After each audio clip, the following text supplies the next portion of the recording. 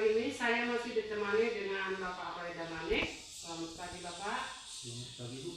Apa kabar Bapak hari ini? Ya, mudah-mudahan sehat dan walafiat. Terima kasih.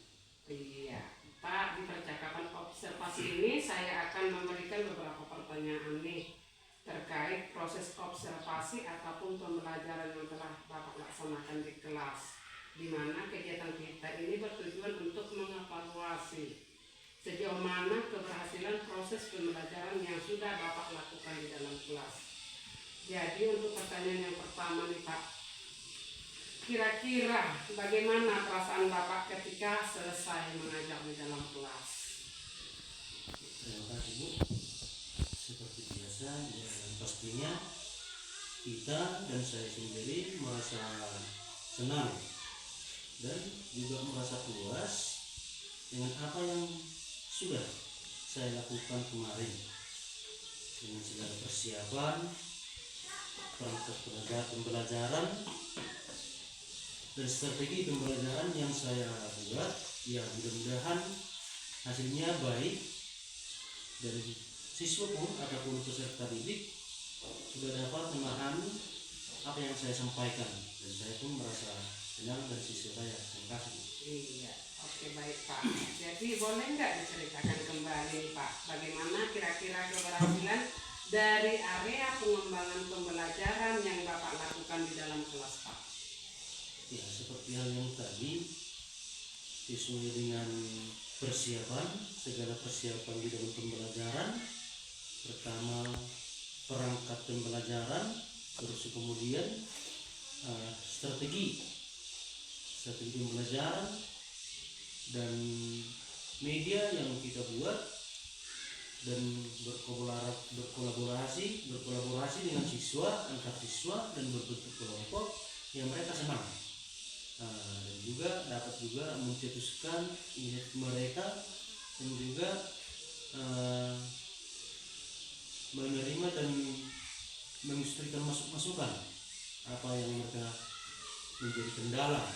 Nah, kemudian di akhir-akhirnya ataupun akhir pembelajaran itu yang mereka selalu memahami, dan mudah-mudahan setelah pembelajaran itu tujuannya tercapai. Terima kasih. Oke baik, berarti bisa dikatakan pembelajaran yang sudah Bapak lakukan itu sudah berhasil ya Pak ya? Ya, mudah-mudahan Bu. Oke baik, menurut Bapak nih, ada nggak kendala yang Bapak alami ketika melakukan pembelajaran di dalam kelas? Ya, kalau kendalanya sih pasti ada. Jadi kendalanya ya seperti siswa ini kan beda-beda tingkat kemampuannya, beda-beda juga tingkat kecerdikannya juga dan artinya. Jadi kita harus memahami terlebih dahulu apa yang dia mau, apa yang diminta.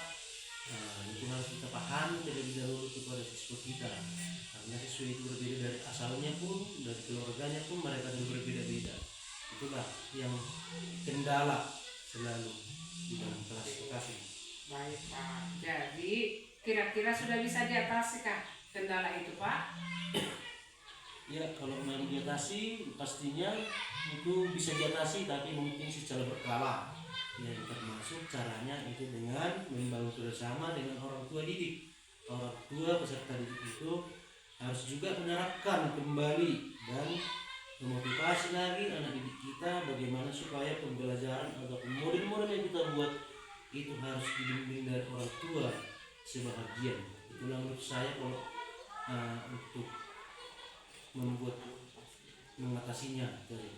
Baik Pak, jadi untuk kedepannya nih Pak, rencana apa yang akan Bapak lakukan untuk memaksimalkan hal tersebut? Ya, rencananya seperti itu harus kita membangun dengan ikut campur dengan orang tua, membangun komunikasi yang bagus dengan orang tua siswa. Bagaimana peserta si anak di rumah, kita lakukan juga keadaannya bagaimana sepertinya di sekolah. Jadi dalam hal seperti itu anak didik bisa dirubah di sekolah dan di rumah sesuai dengan pembelajaran kita pantau. Oke, baik Pak. Kapan lah akan Bapak bisa laksanakan untuk melakukan perubahan seperti yang Bapak sampaikan tadi, Pak? Ya mungkin untuk hal-hal yang dekat ini kita akan membuat hal perubahan di dalam kelas sesuai dengan anjuran dari pemerintah. Anak itu harus dibimbing dan harus dipahami dan harus juga ada kaitannya dengan para orang tua supaya lebih pesertanya lebih nyaman gitu. Perubahannya. Baiklah Pak, tidak terasa waktu kita sudah bergulir ya Pak ya. Terima kasih untuk waktunya. Semoga Bapak dapat melakukan perubahan di dalam kelas ya Pak ya. Ya. Oke, selamat siang Pak. Terima kasih Bu. Ya, oke.